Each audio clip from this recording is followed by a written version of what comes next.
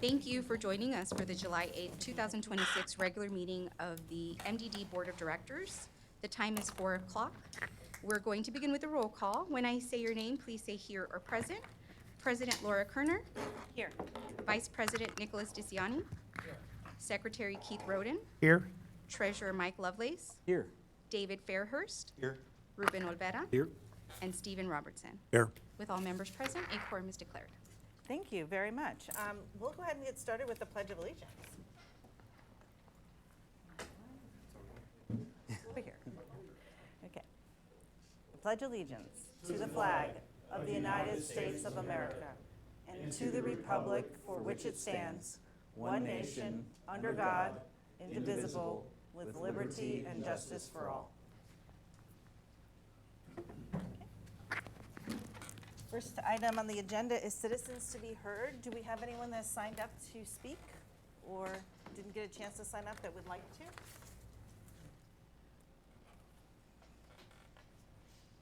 No. Okay, thank you. Next is our consent agenda. We just have our meeting minutes from the last meeting on the consent agenda. Does any board member want to remove this item for discussion? All those in favor of approving the consent agenda, please say aye. Aye. Aye. Anyone opposed? Motion passes. Okay, next is consideration and possible action approving the MDD budget for fiscal year 26-27. And I'll turn this over to our treasurer, Mike Lovelace. Okay, great. So the important info is on the back of page 5, so page 6. And some of this is stealing the thunder of the financial report that we'll do on item 7 of the agenda. But the takeaway is comparing last year's actual, that's FY 24-25, to where we expect this current year to end up, which is 25-26 projected. That is a 5.5% increase in our local sales tax, and I'm explaining that because to put it in context, the proposed budget anticipates a 4% increase over the 5.5% increase from 24-25.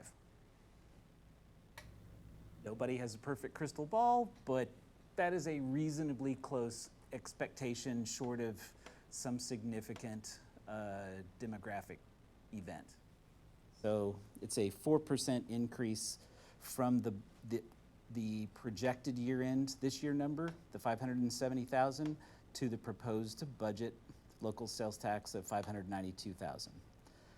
You look at the total expenditures, that's up by 1.4%. The big, I don't know, exciting, it's not really the right word. The big takeaway from that isn't necessarily the budget itself, it's what we expect the fund balance to do from year to year. So from the end of 2025, so September 30th, 2025, to the end of September 2026, which is the current fiscal year, we are anticipating an increased total fund balance of approximately 17% and change. We are projecting, given the proposed budget that we're looking at, an increase to the projected balance from 9/30/26 to 9/30/27 of an additional 15%. So that would bring our end of fiscal year 2027 budget, balance, fund balance, to a little over 5 million and change. Those are the big takeaways. Do you guys have any questions or anything specific? From the audience? Kind of dry, but yes, ma'am. So when we're talking about the sales tax, Yes.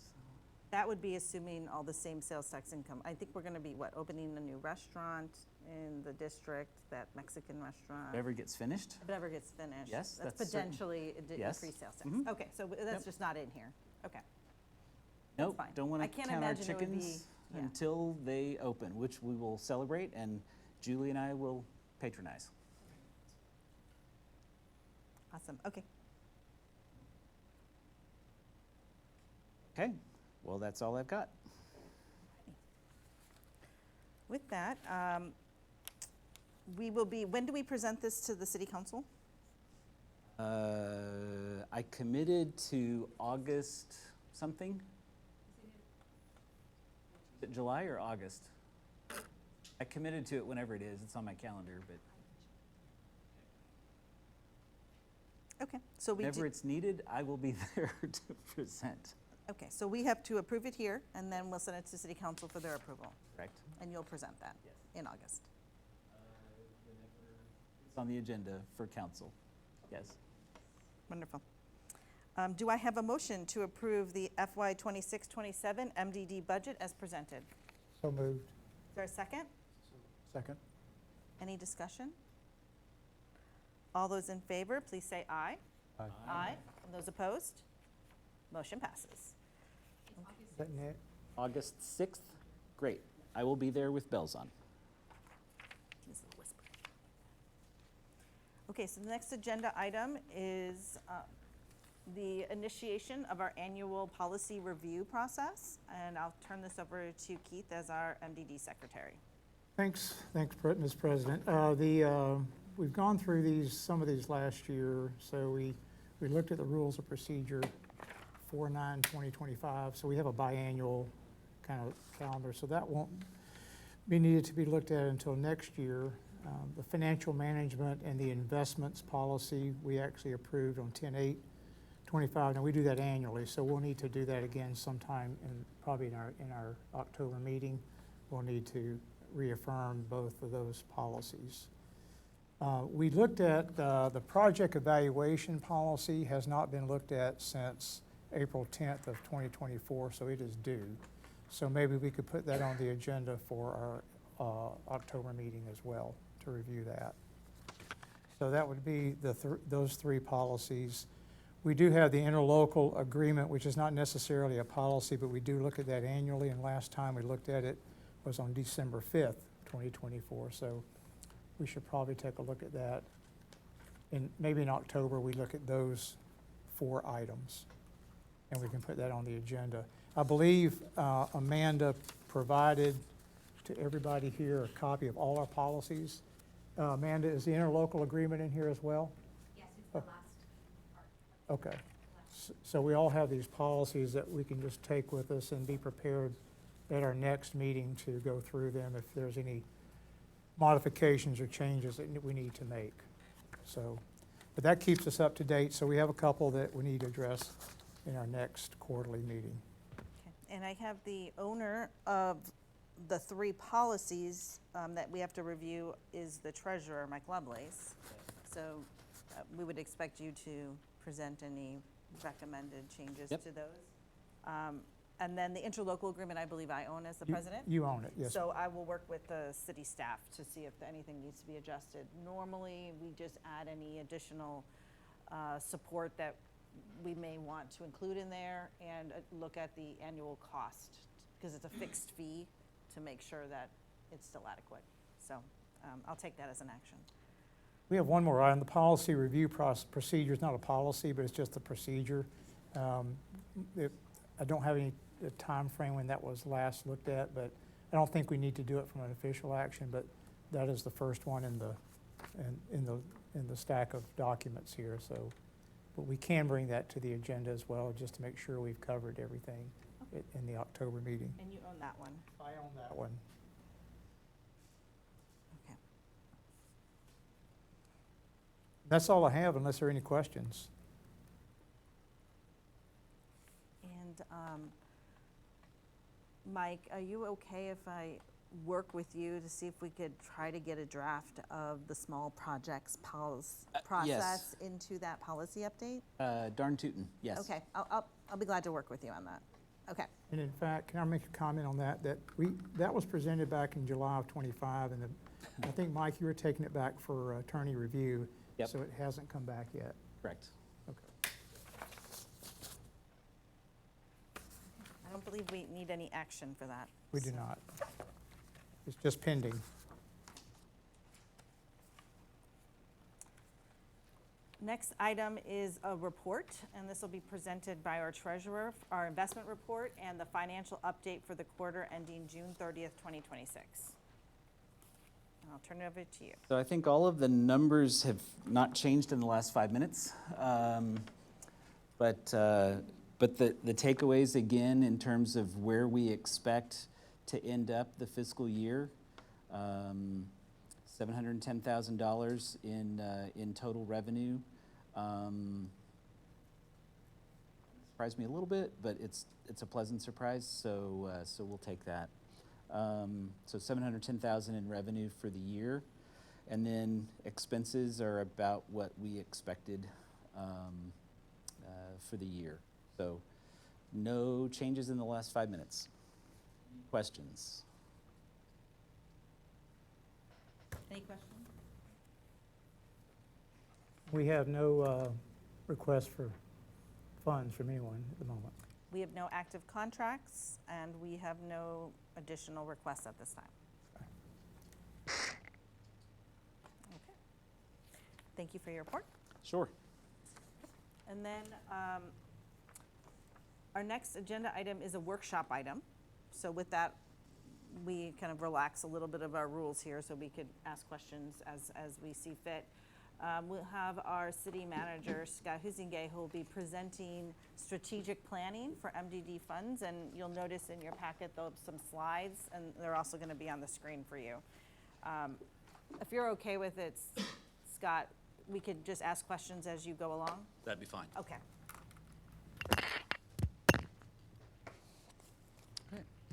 All right, so good afternoon. Yeah, I am Scott Huizinga, City Manager, and today I would like to introduce and recommend a strategic planning process for the MDD. Primarily, I want to discuss how the board can align its possible project list with overall city and community priorities, and how we can align project ideas into defined outcomes. So, if possible, I'd like to confirm a possible process and how the board wants to proceed moving forward. Obviously, we're not asking the board to adopt a plan today. I know that the board has spent considerable time discussing how to use its available funds, and that work has produced a very useful list of concepts. Today's discussion, or my intention, is to possibly answer the following questions. Does the board want to move forward with a strategic plan? Does the board want staff to facilitate that process, or if applicable, would you prefer a third-party facilitator? And along with that, are there any other specific questions or concerns that staff can address ahead of time? So as we discussed several times, and I know you know, MDD has pretty broad authority and significant financial resources. This creates opportunity. It also creates the need for discipline in how we move forward. A strategic plan can create intentionality and direction to the use of project funds. It can help the board avoid making funding decisions, one project or one program at a time, and absent of a larger framework. A plan should establish long-term priorities, align MDD initiatives with community needs, and support future budget planning. In other words, a strategic plan defines what the MDD is trying to accomplish before individual decisions are made. As we've talked about several times, the board is not starting from ground zero. Your previous brainstorming sessions have identified a broad range of potential project concepts. The city attorney has reviewed, obviously, the MDD authority and the general eligibility of the project or program concepts discussed to date. This is a useful foundation for sure. I also believe that the draft concepts should be treated as a starting point for evaluation. They're not by themselves a strategic plan. Again, the board has spent a good deal of time developing a general universe of project concepts. I know you talked about this last time. These include, among other things, gateway feature, potential beautification, trails, community facilities, water conservation, land acquisition, and several more. Some may ultimately fit very well within an MDD plan. Some may require additional legal, financial, or operational review. Some may be better suited to the city or to FORHA, for example, or another private partner or entity. A strategic planning process gives the board a way to sort these questions out before committing funds. As the board knows, MDD is broadly governed by, of course, chapters 377 and 505 of the code. I mentioned already the city attorney has reviewed the board's initial draft concepts and found basically all of them to be generally within MDD's broad funding authority, assuming there's a public benefit to the district, which in most or all cases of the concepts discussed so far, we can reasonably assume that to be the case. We've also reviewed other topics that have come up in related conversations, such as possible elevated storage tank or other water infrastructure, fire and EMS facilities, or a couple of other concepts that have been discussed along the way. We've reviewed those as well. Again, this is an important starting point, but legal eligibility is not necessarily the same as strategy. A project can be legally eligible, but may or may not be the best use of MDD funds. So a big question in this process is not only can the MDD fund this, but should the MDD fund this and under what framework? So your previous brainstorm sessions in January and the April follow-up again produced useful ideas. One thing that I recommend avoiding is trying to wholly reverse engineer a plan around a list of projects already on the table. Again, I believe the process should begin with MDD's purpose and the outcomes that the board wants to achieve, and ideally alignment with the city and city strategic plan and community priorities. Once that framework is clear, the board can return to the draft concepts and evaluate which ones fit and what don't. Some may quickly arise as candidates, others may need more analysis. The objective here, from my perspective and my recommendation, is certainly not to discard the board's work, but to make sure the investments are driven by adopted priorities rather than a collection of individual ideas. I think some of you have seen this already, but the city has built its strategic elements into a hierarchical format, which is typical with a plan. Some staff took to calling our hierarchy a process funnel because of the way that the high-level elements trickle down to smaller and smaller elements to achieve the high-level priorities that the council adopted. So at the top are the 6 priorities that the city council adopted in the city strategic plan. These are the broad areas of focus. Goals, the next level, define the outcomes that the organization wants to achieve within each priority. And then objectives and work steps further move the plan from policy direction to implementation. The hierarchy matters because it keeps, in this case, the board from starting at the bottom. If the board starts with individual projects, every idea competes on its own. If we start with goals and priorities, then projects can be evaluated based on whether they advance the adopted framework or the priorities set in advance. So this means beginning moving with direction before individual funding decisions. Scott, can I ask a question? Yes. And so if we have, like, say, adopted strategic plan with priorities and goals, and somebody comes in with a project that wasn't on our plan, does that give us some additional, I guess, cover to say, hey, it's not that you're not qualified, but it's not within our plan? That's how I see it. I mean, Okay. it's kind of an initial screening mechanism. So I know we just talked about the existing small project policy, and Right, that there's would be one in more here, category that I'm forgetting. But Yeah. for other projects, yeah, I think it's very useful to start out with advanced framework. These are the 3 or 4 objectives that we are specifically trying to achieve as a body, as a board, as a policymaking and funding entity. Does this align or not? Thank you. So this is a snapshot of the city strategic plan that, again, that adopts the city priorities, goals, and objectives. The MDD does have its own statutory purpose, separate board governance, its separate budget responsibility. I think it's also important to remember that the MDD does exist within a broader city framework, and I believe its work can and should be coordinated with adopted city priorities and long-range plans. I think the city strategic plan gives the MDD a decent starting point for alignment, and the MDD plan can identify how the MDD could contribute to broader community objectives within its own authority and role. So there is, based on the work that's been done so far, there is significant alignment already, I believe, between MDD's draft list and several of the city's adopted priorities.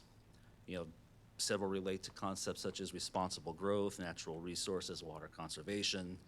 Others relate to infrastructure, beautification, public facilities. A planning process can sort the ideas into the most appropriate areas of alignment. Drilling down a little bit and looking at some, not all, this is not an all-inclusive list, and this table is not intended to recommend or rank the projects in any particular way, but it's intended to show how the draft concepts might align with city or community priorities and what questions may still need to be answered.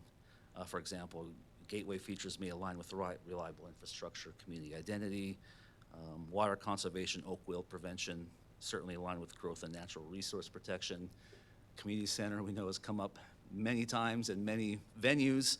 There may be a community benefit, but there's still major questions about scope, operating model, long-term cost. Similarly, land acquisition may be eligible as an MDD project, but it should be tied to a defined strategy or outcome. And that's why the planning process matters. It helps move from this could be eligible to this fits the plan. I think to your question, Madam President, this has a defined benefit, is ready for public consideration. I think one way to think about MDD as a strategic investment partner, the MDD is a separate governmental entity with its own board, appointed by the council, has its separate budget, separate decision-making authority. At the same time, the greatest impact may come from using its resources in coordination, as I mentioned, with adopted city priorities and long-range plans. I think the strongest opportunities are where these three items overlap, is where the project is within MDD authority, where it aligns with city priorities, and of course, where it provides a public benefit. And as it says, this intersection is where investments can add the most value. I'll talk a little bit about board governance in context with the strategic plan. I know we've had many group and individual conversations about ideas and concepts. I've been a part of some of those. It is important to remember that the MDD acts through the board as a body. Individual members can bring ideas, it can ask questions, identify opportunities, help shape discussion. But ultimately, projects should advance through board direction, staff and legal review with strategic alignment, and then formal actions. So this is important for board governance as well as transparency and consistency. And it also helps avoid situations where individual members or small groups are perceived to be negotiating projects or commitments outside of the board's adopted direction. And again, this is where the strategic framework is so important. It makes clear, again, back to the question, what kinds of projects the board wants to pursue and how opportunities should come forward. Can I ask a question? Yes. So it's a little bit different than the city, because in the city, what we would do, if back to the funnel picture, is we would start at the top, go all the bottom, and then work with staff to create those projects or those work items that we want to get done. But in our environment with the MDD, rarely are we creating the project. We're marketing towards others to come in, because normally our projects have a sponsor outside of our body. And so we kind of rely on other people wanting to own or sponsor a project and us funding it. And so I think we're in a little awkward situation there, right? Yeah, I think that's been the presumed model Okay. heretofore, and that is a model, a process that doesn't necessarily have to go away. I think the benefit and the purpose of having a strategic plan or identifying strategic priorities is having a more proactive approach to investing. So rather than fund it and they will come, identify which projects the board can take on, either as a body or through the staff or other partners to to actually develop community projects, not on its own necessarily, but identify and fund and build or develop projects in sort of, rather than waiting for something to happen. Right, I mean, if we put in our plan, hey, I think we should have, say, a veterans park on city property, I can't just on my own decide, I'm just gonna go build a veterans park without working with city, right? So- Correct. But it would be like, hey, we would start the engagement instead of waiting for them to come to us and say, well, if you Right. ever think of a veterans park, we're waiting for you, right? Is that So, what yeah, you're so saying? the board would, just as the hypothetical, it would probably be an objective within one of our goals to develop a veterans park, and within that, the board and stuff like would develop specific action steps to make that happen. Engage with the city. Identifying a site, engaging the city, developing a budget, all of those, Okay, so it's possible we would hiring be a the contractor initiator. potentially, all of those individual steps that are needed to bring the goal to fruition. Okay. Does that answer your question? Yes, you did. And I like the idea of being proactive, because we kind of struggled with this for some time, right? But at the same token, as part of our plan, we are going to keep ourselves open for people requesting funds, which is part of our Yeah, kind of our mandate, See no right? reason not to. I mean, we wouldn't want to say that these, whatever number of priorities we have are all we're ever going to look at. We still need to have that opportunity for somebody to come and say, hey, I'm bringing a business in, and whatever those requirements are for the MDD, we would definitely want that to be part of our strategic plan, a component of it. It would, for sure, and I mentioned the funding pools you already have Right. available. And I'll mention somewhere in my notes at the end here where, again, by having identified priorities, that gives you a direction, because the proposed list or the draft list we have now is likely not all-inclusive. Other ideas will come along for all sorts of reasons, but ideally, again, I believe you want to have that in some type of context. When you are pitched with an idea, does it fit what we're trying to do? Right. So if we want to focus, and I hate to pick any, because that's what the process is for, but if our broad goals are recreation, building the property tax base, and developing a community facility, I'm just, Yeah. again, picking at random. And let's say those are. Creating jobs, or whatever, you Sure, know, okay. those are our three priorities, or pillars, if you will. Yes, I think you certainly want to solicit or have invitations for proposals, but I think you want to constrain yourself just a little bit so that you're focused on those priorities that you've adopted. Yeah. I think it's fair. I just don't want to close the door. And we haven't had people lining up at the door, so it's not like we've had a lot come to us, so. Sure, But sure. the section 377, we adopted that as that's our scope, that we took out all our detailed scope last year and said, whatever the code says, that's what our scope is. I do like the fact of trying to narrow it down, but didn't want to eliminate the Yeah. opportunity for the other items, And okay? it can change too, just like Right. what we do with the city on Right. strategic plans. You want to look at it at least annually, perhaps quarterly as it evolves. So it's certainly not a static point in time.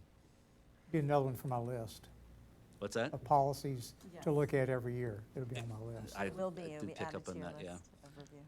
So I think, so I want to be mentioned in the list, in the policy framework you presented, what was updating the small projects Yes, policy, right? Or at least Correct. reviewing it, so that in itself is likely a strategic objective. right.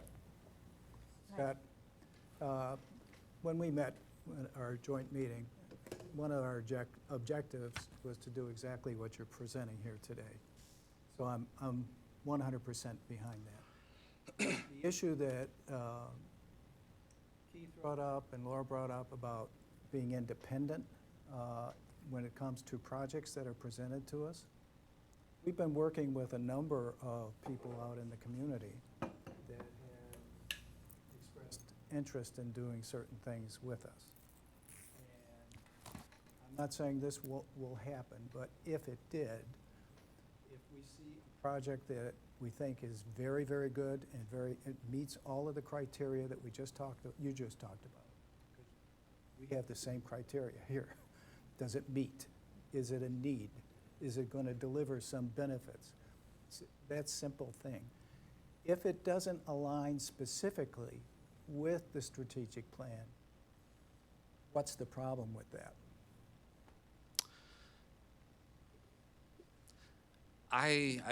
I don't know if it's a problem necessarily, but, you know, even though having, you know, in upwards of $7 million in the coming years is a tremendous asset and a large advantage, it's not infinite either, right? So if there are hopefully specific priorities, objectives we're trying to meet, I think we want to ensure that a project that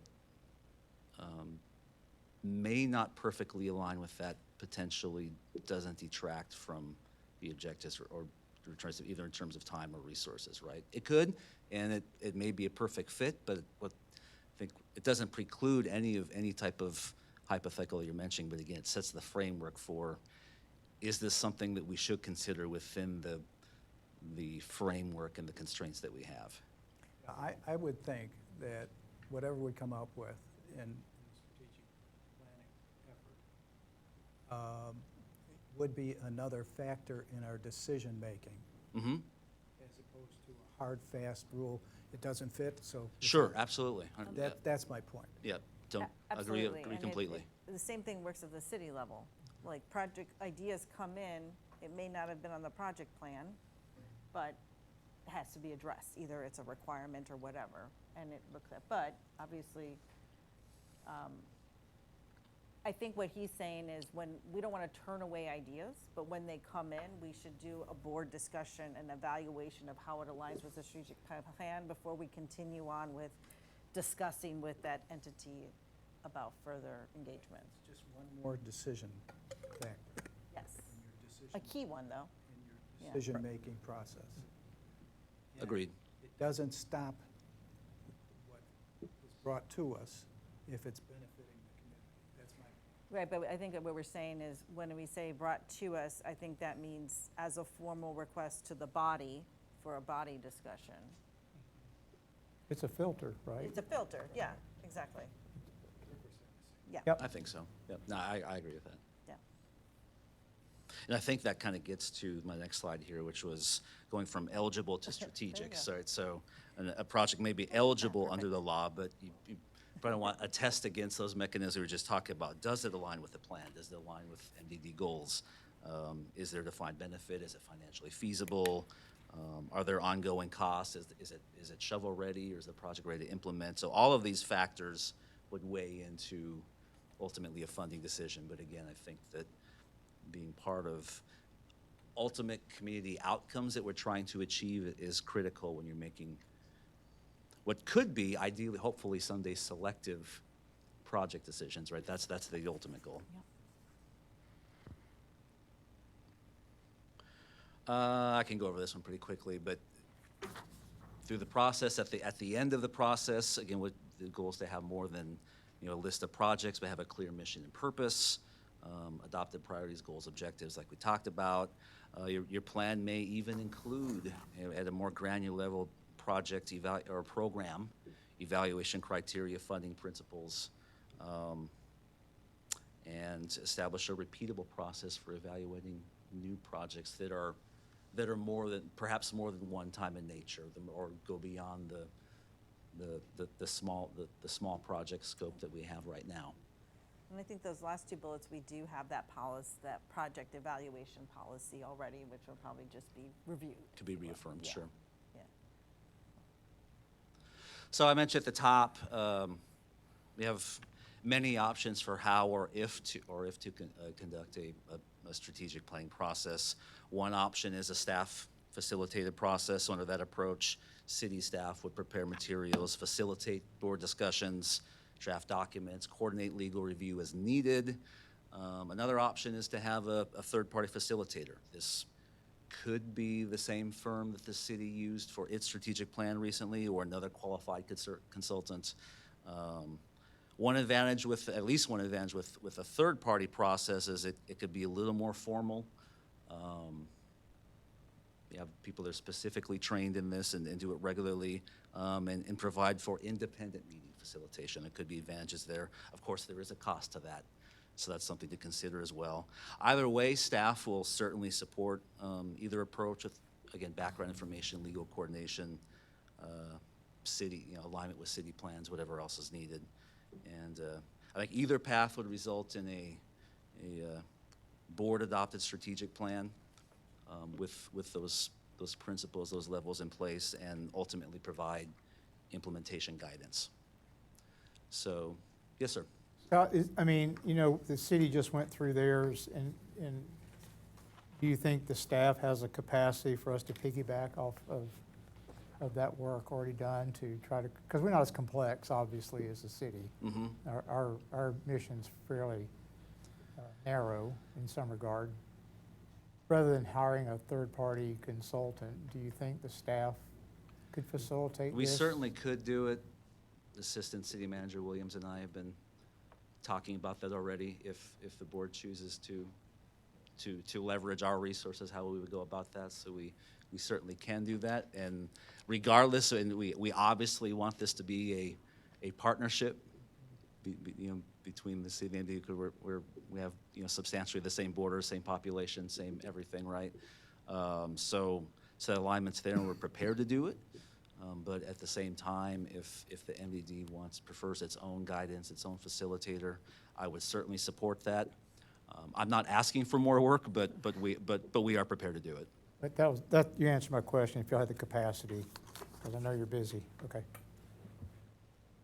So I guess one question, which I don't see on here, but we'll probably need to add to this schedule, is we just adopted this budget, and there's no extra dollars dedicated to professional services for this work in that bucket.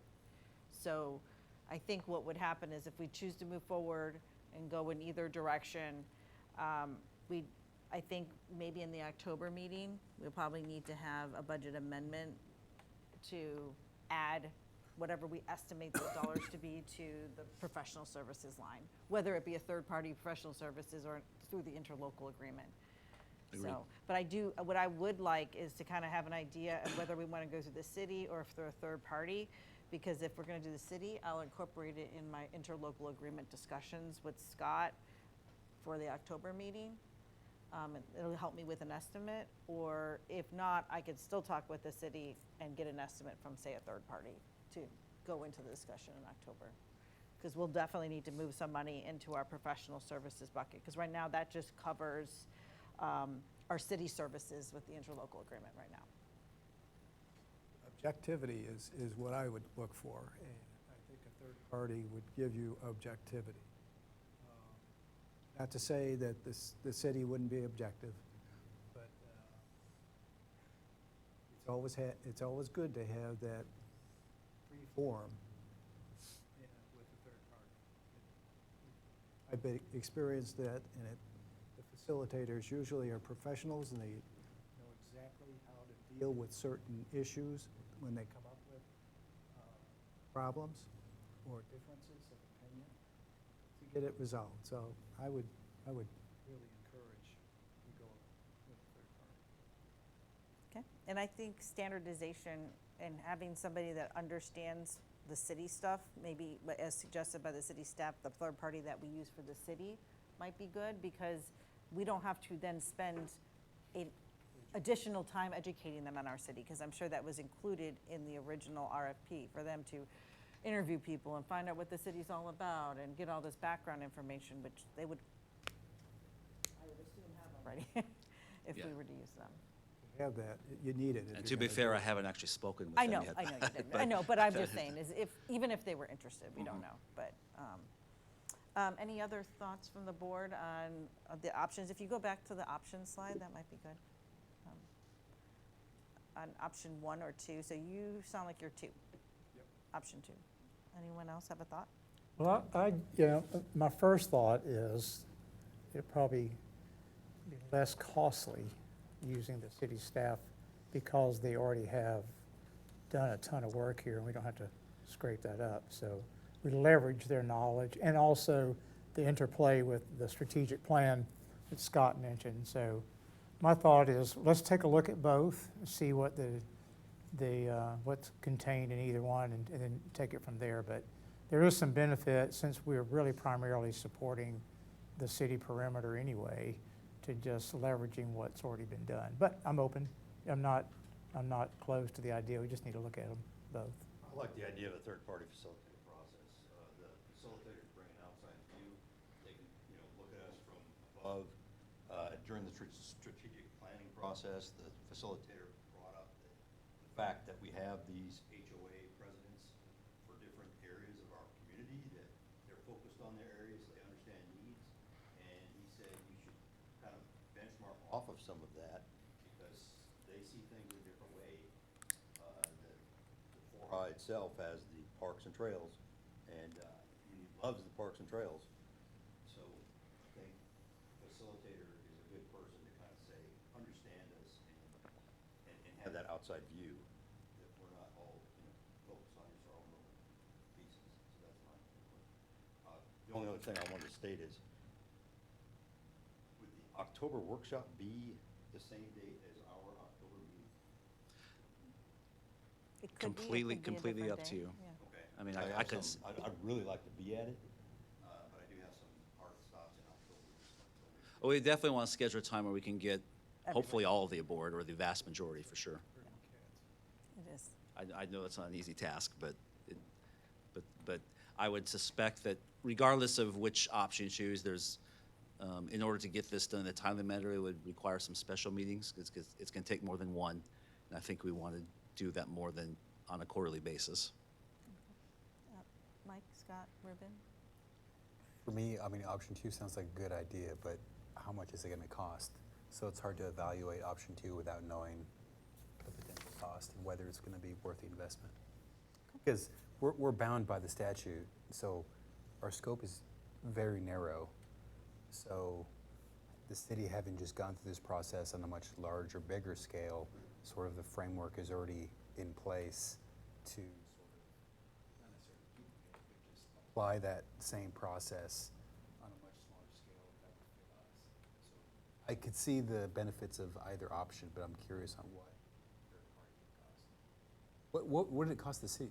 I don't remember. Cities was, I believe it was $35,000 all in, and everything from all of the individual, community meetings, the stakeholder meetings. I think we had, I think we had 3 or 4 meetings on separate occasions with the steering committee, plus at least one council briefing. So that was it was, but still a quick process. We did that from December, and it was adopted in May, so it was not lengthy. But it was several on-site meetings with the consultant to facilitate all of those items. If you use the same consultant, the only thing they would have to learn is what the MDD is all about.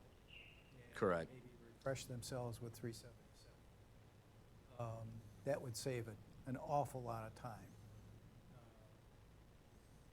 Yeah, I think the key part of scoping it would just be our best estimate on basically how many sessions is this going to take. Can we get it done in 2? Are we going to need 3? That will drive most of your cost. Did they write the documents too? Yes. Okay. Maybe that's what the staff could do. Yeah, well, we can evaluate that. Yeah. What do you think? Seems the mood is for a third-party facilitator. I kind of like the idea, especially since it's already being used by the city in a certain way. And I like the idea that we would not have to train a whole new third party, except about the union part. How about I propose that, and I know we haven't heard do we hear from you? I'm truly ambivalent, Okay. because I can see both sides, and I don't find fault with either side. Having just been through this process as city staff, I think they could replicate close to that experience for us for dramatically less than having to fly somebody in. But at the same time, I appreciate the value of independence and fresh perspective, and they're already familiar with us, so I'm at peace with either option. How about we agree to have me work with staff to get an idea for both options, timelines, costs, and bring that back as part of our decision in October to go one way or the other. If we want to make a decision before October, we can always call a special meeting. But I will attempt to get it done sooner rather than later. And then if we have information, I'm gonna try to call a special meeting between now and then. We don't have to just meet every quarter. So while our rules say at least quarterly, we can meet more. I mean, I know TSAC meets more than their quarterly. So we're getting into, I know I'm kind of feeling anxious. I want to have a plan. I want to start reaching out for projects. And I don't know if I really want to have to wait all the way till October to start up on this. So if you're okay with that, I'll go with that direction. Do it. Yep. Okay. Great. Scott, do you think hiring a third party would affect the tentative schedule? I'm assuming the tentative schedule was based on us. A little. Obviously, we'd have to court, and we're making the assumption that the consultant the city uses is available. It's not, and it probably would be, but we certainly would have to confirm that. And again, depending on the timing of when the board could get back together to make that decision, authorize an agreement if applicable, that could push these back a little bit, just based on whenever our next meeting is. But other than that, I think that a 2 to 3 month time frame to actually create and adopt the plan is very reasonable. I think So this to your is good, very- I whether think we this could is start in very- October will yeah. depend on those variables. I think this is very smart of us as a board to expend some of our dollars to think before we spend and make sure we head in the right direction.